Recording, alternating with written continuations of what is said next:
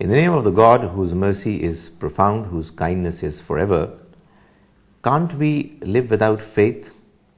Well, the simple answer is that most certainly not.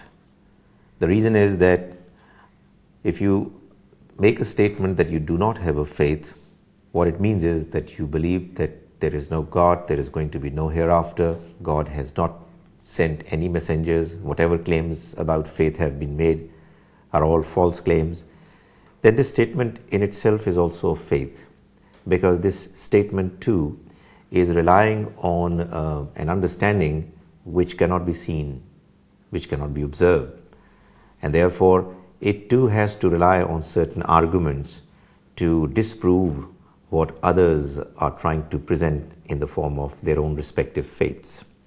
The fact of the matter is that no human being can ever afford to live this worldly life without facing some very important, serious questions. Those questions are as to who created us and why did he create us? If there is somebody who created us, what are his attributes? What does he want from us? What is going to happen to us in the next life? On what basis are we going to be held accountable? How does God interact with humans? How does he run the affairs of this world? These are the questions you have to face.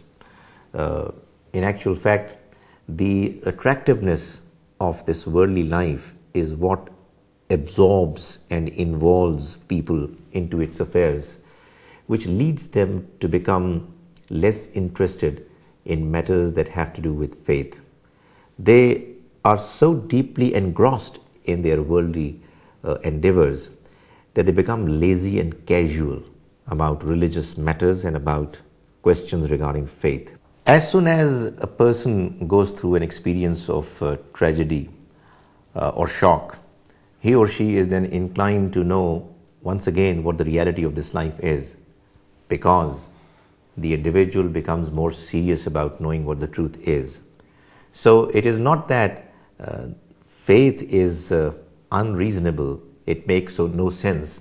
It is acquired by people because they want to have certain crutches, supports that they would like to have in life to lead a comfortable life.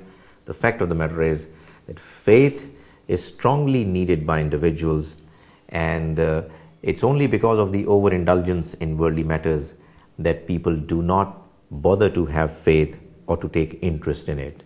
So we ought to have an understanding about this life, and that understanding has to be earned through proper effort.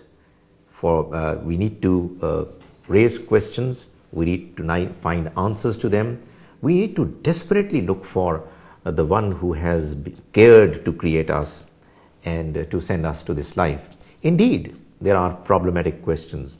Indeed, we want to know as to why there are so many problems in life. Why is it that life seems to be unfair and unjust? Why is it there are some people who suffer for no reasons? They do not do anything wrong, and yet they do not find life quite as pleasant as other people who, for no good reason apparently, enjoy their lives through its luxuries and comforts.